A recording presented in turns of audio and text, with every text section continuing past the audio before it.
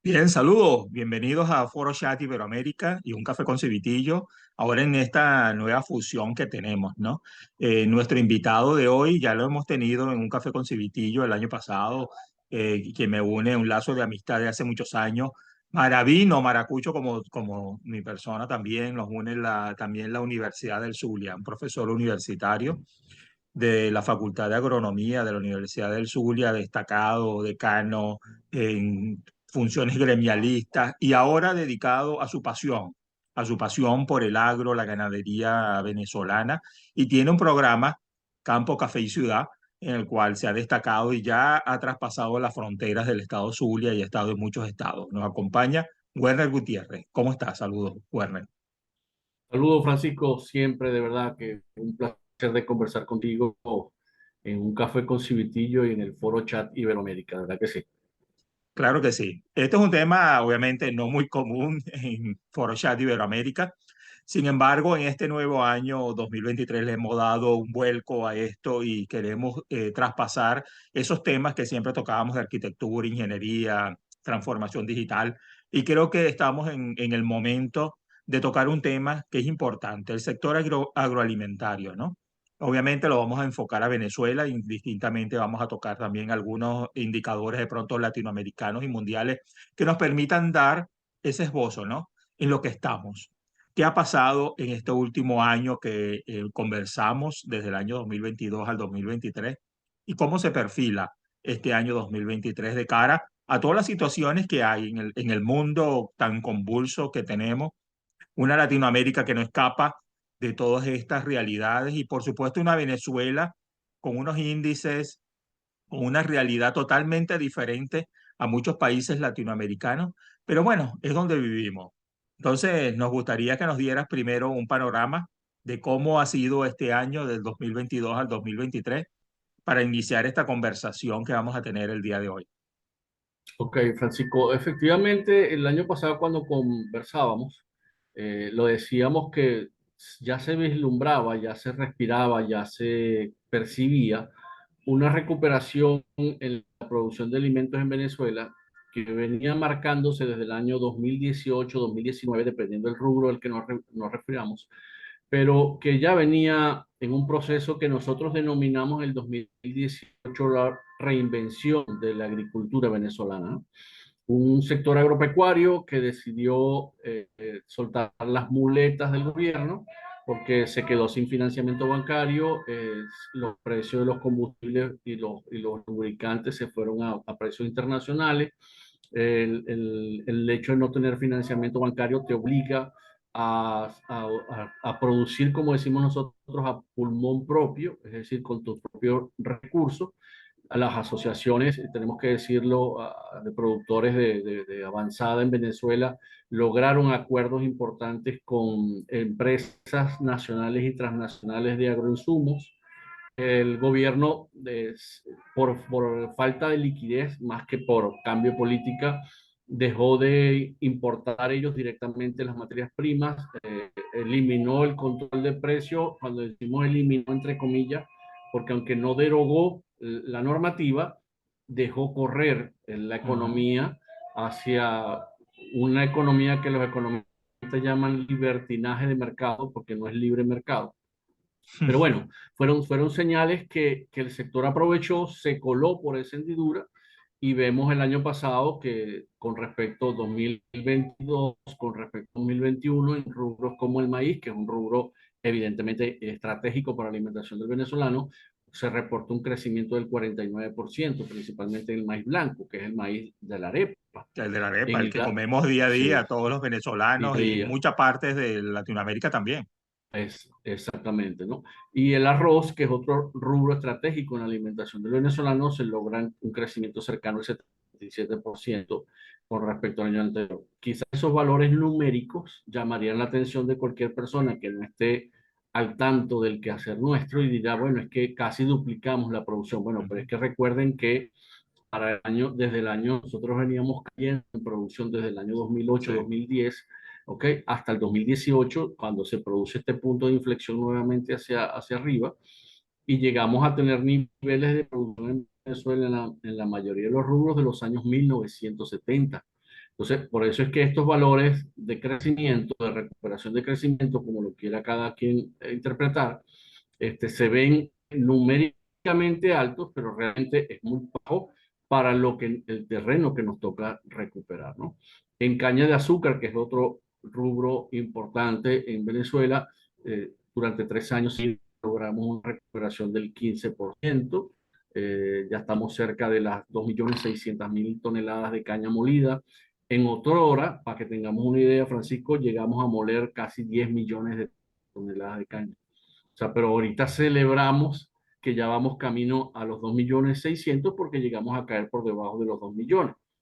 Yo recuerdo, ahorita que hablas de la caña de azúcar, un rubro que me encanta, porque cuando viajaba por tierra desde Maracaibo hasta Caracas, pasaba por Lara, Yaritagua, toda la zona de Yaracuy, es fenomenal, veía todos esos sembradíos, ¿no? Y pasabas y pasabas por las centrales de molienda de la caña y sentías ese olor, ¿no? Entonces tú decías, te estoy hablando hace unos 6 años, 7 años atrás, ¿no? O sea, no es muy lejano el tiempo, ¿no? Sin embargo, ahora vemos toda esa zona muy desabastecida. Es una realidad del año 2023. ¿Qué está pasando en el 2023, Werner? Ok, entonces, fíjate en el tema de la caña para que también quienes nos ven y nos escuchan dimensionen. Venezuela llegó a tener 16 centrales azucareros operativos. Ahorita escasamente hay 4 o 5 centrales Ujú. operativos, ¿no? Entonces, ahí podemos medir la magnitud de lo que ocurrió en Venezuela desde el 2008 al 2018. Entonces, en el 2023-22 vemos esa recuperación. En Venezuela hay dos ciclos de siembra, el que ocurre en mayo-abril, que es el ciclo de invierno, y en lo que llamamos norte-verano nosotros, que es el ciclo de octubre, noviembre, diciembre. Ujú. Ese ciclo octubre, noviembre, diciembre, cuando la expectativa era muy positiva, resulta que parte de lo que ocurrió en el primer ciclo de siembra, que ahí entra el otro elemento complejo de la economía venezolana, el productor de maíz logra mejorar la superficie de producción, logra mejorar el rendimiento por unidad de superficie y resulta que la llegada de maíz importado por ciertos actores cercanos al gobierno, hace que el maíz venezolano no tenga el precio que se esperaba. No, la agroindustria no respeta y no ha respetado hasta este momento lo que es el precio alterno de importación. Los productores pedían 0,46 centavos de dólar por kilo y la agroindustria ofrece 0,36. El gobierno se pone del lado de la industria. Eso realmente generó que el agricultor, que repetimos, está sembrando el maíz en el primer ciclo pulmón propio, al siguiente ciclo de siembra perdió las expectativas positivas y no logró en el segundo ciclo de siembra lo que se quería. Sin embargo, bueno, volvió el girasol a Venezuela, que es un cultivo interesante por el tema de oleaginosa. El frijol hubo cierta recuperación, sin embargo, en soya cayó. No, lo que se esperaba sembrar de girasol no se sembró, pero bueno, hubo un crecimiento, hubo una recuperación. Entramos el 2023, en estos momentos estamos ya a escaso mes y medio de iniciar el ciclo de siembra de invierno y las expectativas que hay no son positivas por todo eso que vivimos en el año 2023, donde el productor se le hizo un esfuerzo, logró importantes pasos. Tú mencionabas ahorita las tecnologías, ¿no? La automatización, la teledetección. En Venezuela ya hay productores de avanzadas que están trabajando con en haber incorporado tecnologías de primer mundo en la producción y eso precisamente ocasiona mejorar los rendimientos. Pero si tú logras producir más y resulta que vas a llevar tu maíz al mercado y el mercado no te garantiza el precio justo, entonces ahí vuelve a generarse un choque, ¿no? Entonces, las expectativas ahorita al ciclo de siembra 2023 no son positivas, tenemos que decirlo. Es posible que mantengamos más o menos la superficie de siembra del año pasado, quizás una disminución en algunos rubros, y eso evidentemente tiene que preocuparnos como país. ¿Qué es lo que se está pidiendo? Lo que siempre se ha pedido, que se corrijan las distorsiones macroeconómicas, el tema de la inflación. Recuerden que según los economistas, hay riesgo nuevamente de hiperinflación. Lo que ocurrió con la moneda en diciembre, enero y parte de febrero generó una caída importante en el consumo. El ANSA ya reporta caídas del 25% en el consumo. Y evidentemente, si no hay consumo, no hay demanda. Si no hay demanda, se contrae la oferta. Eso es un mercado, ¿no? Entonces, esa es más o menos la expectativa, Francisco, de lo que esperamos, de lo que ha ocurrido y de lo que esperamos que pueda ocurrir en este año. No darse condiciones favorables en los próximos 15, 20 días. En el caso de Madrid, podemos pensar que vamos a mantener la superficie y cuidado y si no a retroceder. Sí, leían estos días a Asdrúbal Olivero, bueno, un economista que está dando alguna información, ¿no? Al propio Luis Vicente León y también al propio presidente de Fede Cámaras, ¿no? Carlos Fernández. Y por supuesto todos mostraban preocupación, ¿no? Un poco similar a lo que tú estás mencionando. Sin embargo, yo creo que estos espacios tenemos que dar siempre, por supuesto, la realidad, ¿no? No ocultarla, pero sí ver de pronto por dónde, cuál podría ser el camino, ¿no? Cómo se vislumbran algunos rubros de pronto. Estamos hablando del agro, de pronto la ganadería tiene otros indicadores que de pronto nos podrían también apalancar, ¿no? Sabemos que hubo años en que no se exportó carne o ganado desde acá. Ya hubieron algunas experiencias de exportación hacia algunos países. Sin embargo, bueno, se ve como ralentizado todo, ¿no? Todo como está como esperando algo. Entonces, me gustaría conocer un poco de tu perspectiva, porque conozco de tu esa forma aguerrida, ¿no? Y con tu programa Campo, Café y Ciudad, has recorrido todo el país. Me gustaría que nos habláramos también un poco de eso y pudiéramos entonces perfilarnos hacia dónde vamos, hacia dónde vamos con una realidad como esta que nos has perfilado y como he comentado. Sin embargo, yo creo que Venezuela tiene venezolanos, tiene gente capaz, tiene profesionales, tiene la gente del campo que todavía, ¿no? Aquí seguimos. La gente de los Andes sigue produciendo, ¿no? A pesar de los avatares, el impacto que tiene la economía colombiana, esa frontera viva que tenemos y que algunas veces adolece, pero ahí vamos, ¿no? Sí, mira, Francisco, de hecho, ahorita en el mes de abril se va a realizar la asamblea anual de FEDEAGRO. FEDEAGRO es la Confederación de Asociaciones de Productores Agropecuarios de Venezuela. Y tú lo dices muy bien, ¿no? O sea, el agricultor venezolano, y eso lo mantenemos, no nos van a lograr doblegar No, jamás. No, no, eso no va a ser. Y de hecho, ya ellos en la asamblea anual, en la temática que está planteada, que se va a presentar en las conferencias, están dos temas por demás interesantes. Una es la agricultura de contratos, que es ujú. una Ajá. innovación en Venezuela, en otras partes del mundo es muy exitoso, Lo leí, donde, sí, lo escuché porque entrevistaron al presidente Fedeagro en estos días y habló fíjate, de ese tema, sí, ¿no? Y yo dije, ¿cómo es sí. eso, no? Un tema que para nosotros de pronto no es común, ¿no? Ese término de contrato, ¿no? En el agro, no es algo similar, ¿no? Sí, entonces ahorita con el girasol se dio un ensayo, vamos a decirlo así, en la agroindustria financia parte de lo que es la siembra del agricultor con el compromiso de comprarle la cosecha a un precio previamente fijado. Entonces, Claro. evidentemente, eso va a estimular el aparato productivo.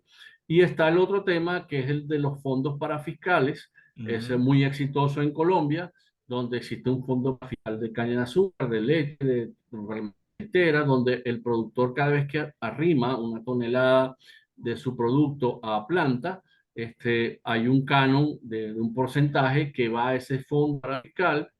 Ese fondo para fiscal completamente privado, no hay intervención más de supervisión del gobierno y ese fondo se utiliza para impulsar el desarrollo, en este caso de cada rubro al que nos estemos refiriendo, ¿no? Vienen dos conferencistas colombianos a compartir su experiencia. Entonces, esto lo pongo como ejemplo de las cosas que está haciendo el sector. Como decía, del 2005 dijo, me retiro quito las muletas del Estado venezolano, porque antes Ujú. los fertilizantes eran subsidiados, los combustibles eran subsidiados. En realidad, el financiamiento bancario que existió en Venezuela era muy económico, eso hay que decirlo.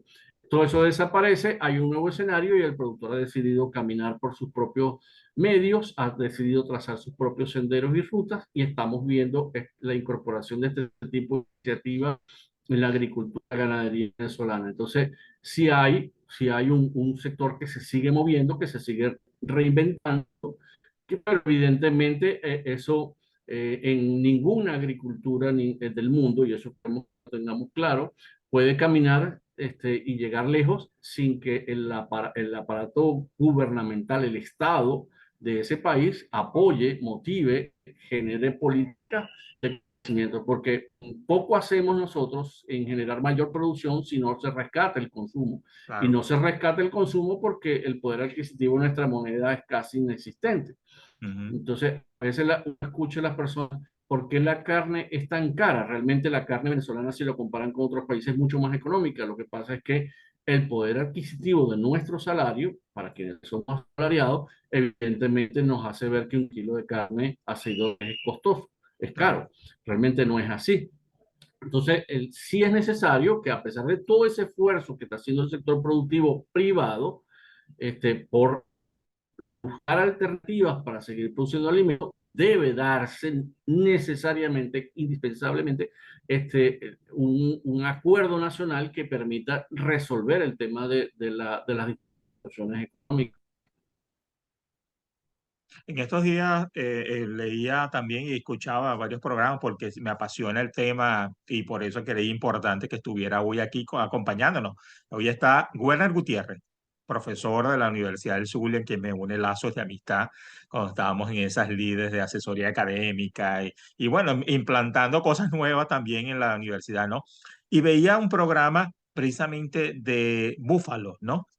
El búfalo es un animal que parece que se ha adaptado a esta realidad venezolana. Lo tenemos aquí en el sur del lago y otras zonas de los llanos venezolanos, como Apure, y que ha sido, y leía al respecto y decían que aproximadamente el 20-25% de la carne que se consume en Venezuela procede del búfalo, y mucha gente no lo sabe, ¿no? Y también acá tenemos una realidad con el camarón, ¿no? El camarón ha sido una punta de lanza para el sector y creo que es importante también mencionarlo. No sé qué me podrías comentar sobre estos temas para ir un poco perfilando hacia dónde vamos en este programa de ahorita. Sí, de hecho, en unos días se va a realizar en Caracas la segunda Feria Nacional del Búfalo. La organización que los agrupa se llama Cría Búfalos. Ujú. Y efectivamente, como tú lo mencionas, Venezuela en este momento tiene el rebaño de Latinoamérica de búfalos más grande. Somos Imagínate. uno de los principales países productores de leche de búfala. La leche de búfala tiene unas características especiales para algunos tipos de quesos. Lo hacen muy apetecible para ese tipo de quesos. De hecho, el presidente de Cría Búfalos, Nicolás Faboso, nos comentaba la semana pasada en el programa que ya se había hecho una primera exportación de queso de búfala a Estados Unidos, que estaba pendiente una revisión de, de su calidad sanitaria para autorizar futuras exportaciones, ¿no? Y Ujú. efectivamente, la cifra que tú manejas es cierto. Lo que pasa es que en Venezuela no se diferencia en la carnicería lo que es carne de búfala y lo que de búfalo y lo que es carne de vacuno, ¿no? Sí, No hay cultura para eso. De hecho, parte de ese esfuerzo que está haciendo Búfalos de ir a Caracas es precisamente demostrar, dar a conocer las bondades, en este caso, de la carne de búfalo y de la leche y los subproductos de leche de búfala, y para que a ver si se modifica en Venezuela el consumo.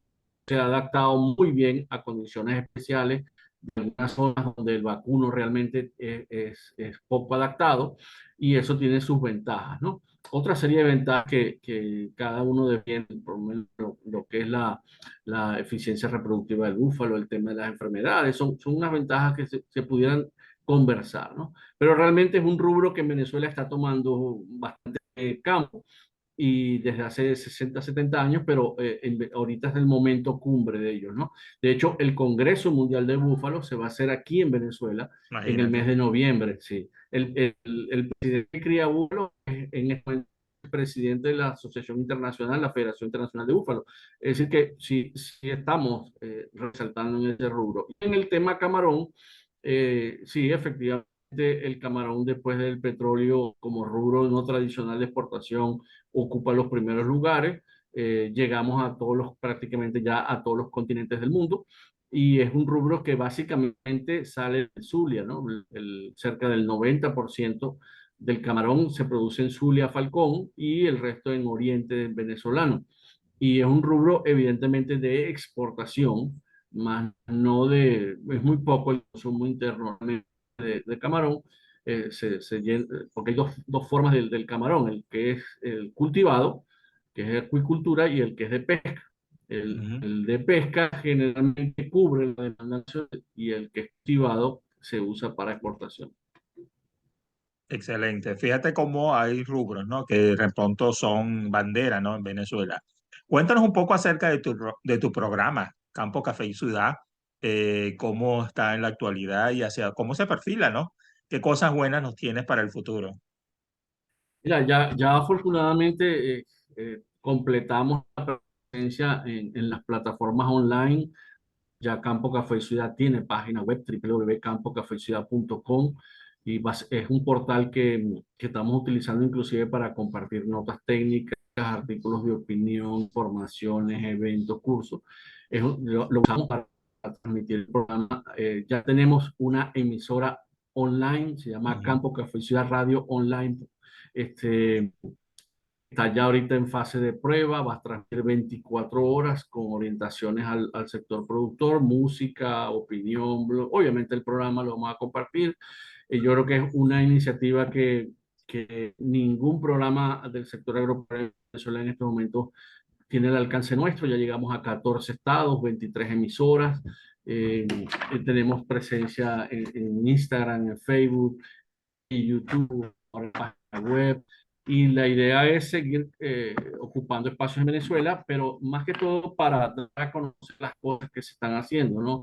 La semana antepasada estuvimos en Menemauroa, en la Feria Agropecuaria de Menemauroa, hicimos unas transmisiones allá. La semana pasada estuvimos en El Laberinto, aquí en el municipio de Jesús Enrique Lozada. Dentro de unas semanas vamos a estar en Carora, vamos a estar en Miranda, el municipio de Miranda del Zulia, vamos a estar en Mérida.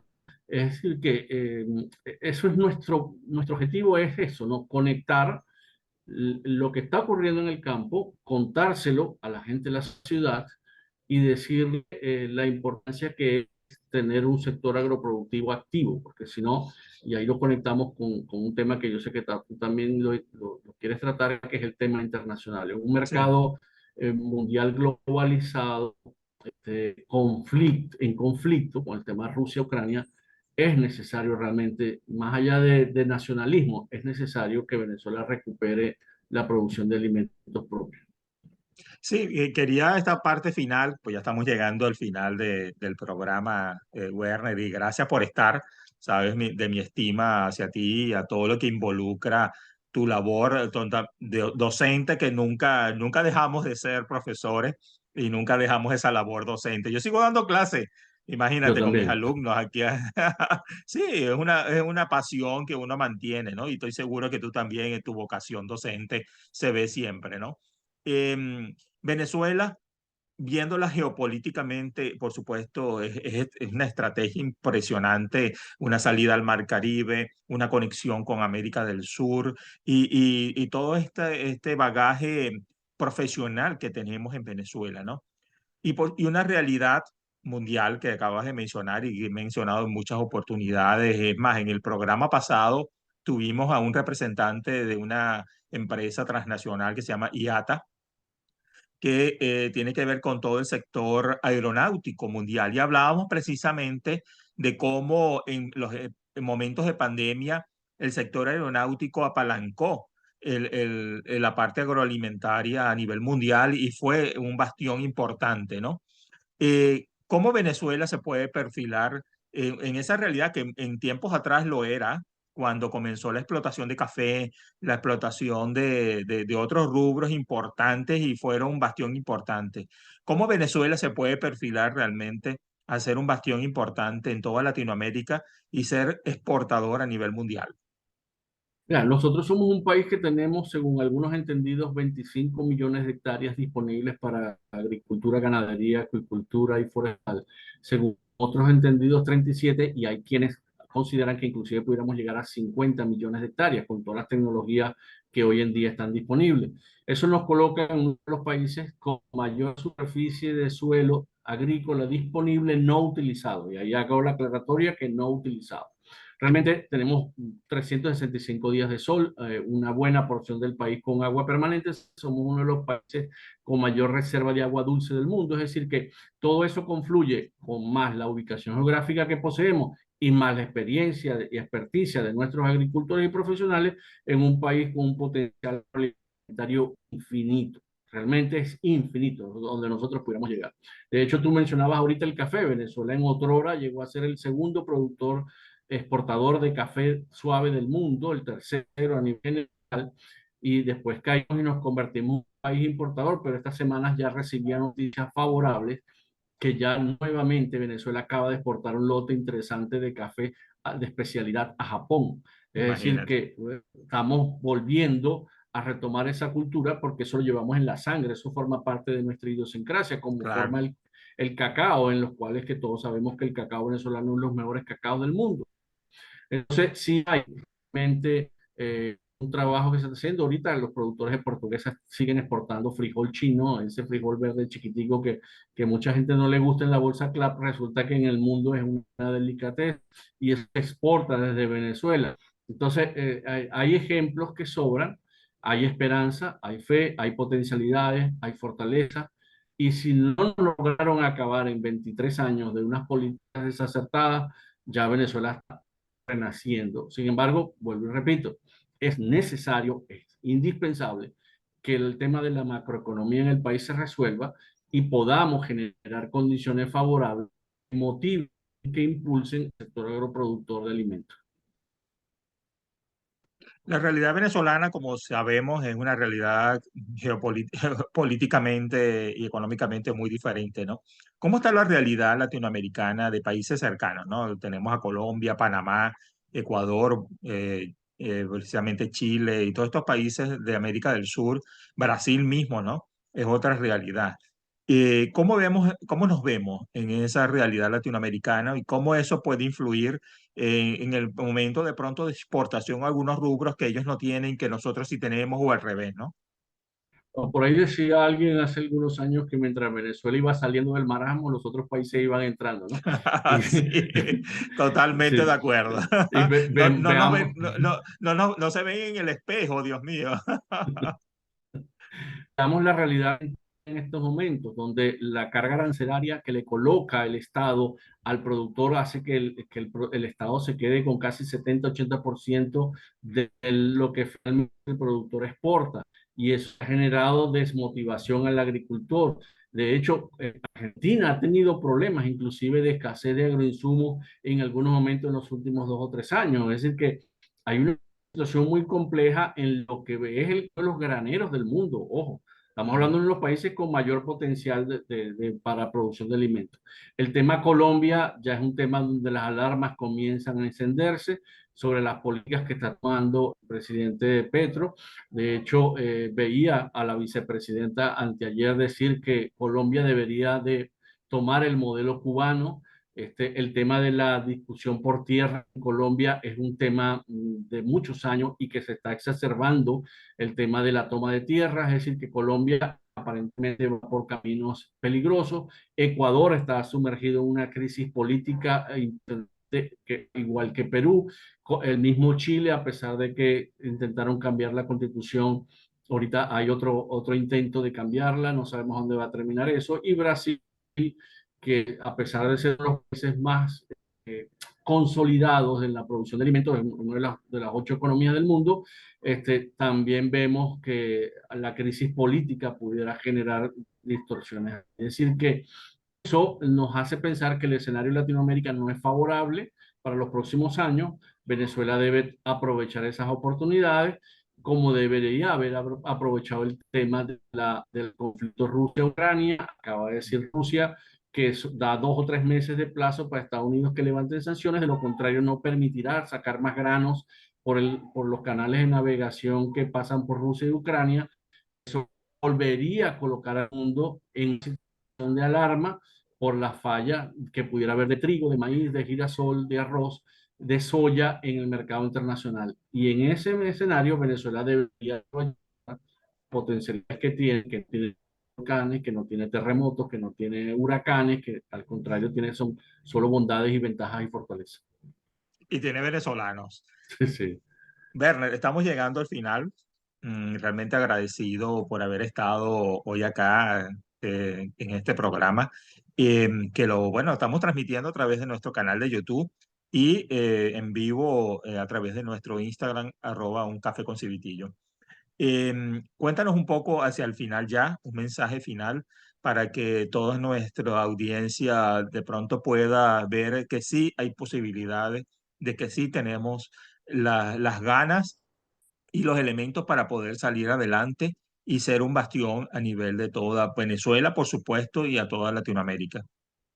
Mira, la esperanza y la fe la mantener intacta a pesar de las vicisitudes, de las dificultades, las limitaciones. Les voy a poner un ejemplo rapidito. El muro de contención del kilómetro 43 de la carretera que conduce el Guayabo encontrado, que se lo llevó el río Zulia el año pasado. Eso tiene 150.000 hectáreas inundadas. Ese muro lo está construyendo el productor privado venezolano. El gobierno nacional lo que está haciendo es faltando combustible y algunas maquinarias, pero el esfuerzo financiero lo está haciendo el productor privado. Y cuando tú ves eso en un país, Francisco, tú dices, aquí hay esperanza, aquí hay fe, aquí hay compromiso, aquí hay energía, aquí hay ímpetu, aquí hay un compromiso con el país indisoluble. Nada ni nadie, con el amparo de Papá Dios, obviamente, que es el que nos guía, el que nos va a indicar el camino, el que nos va a proteger y nos va a llevar a puerto seguro, pero nadie nos va, ser humano va a impedir que nosotros cambiemos esa convicción que tenemos de que sí se pueden hacer mejor las cosas. Bien, bueno, estamos llegando al final. Gracias por estar, Werner. Invitarlos a Campo Café y Ciudad, por ahora en su plataforma de página web www.campocafeyciudad.com y su programa de radio, que ya poco a poco ha ido calando en todos los escenarios, no solamente del estado Zulia, donde nació, me comentaste que creo que en 14 estados, ¿no? 14 estados. Ajá. 14 estados, imagínate. Eso no se dice de la noche a la mañana. Yo que te lo digo, que también estoy en esas lides de estas cosas, de hacernos creer que somos comunicadores y que damos espacios para que realmente las realidades sean factibles y la gente las escuche y pueda formarse una opinión, ¿no? Que es lo que es importante. Estamos llegando al final, Werner. Gracias por estar, invitarlos a nuestros programas y por supuesto a los programas de Campo Café y Ciudad. Saludos a todos. No, gracias a ti, Francisco. De verdad, un placer siempre estar contigo. Igualmente. Chao a todos. Un abrazo.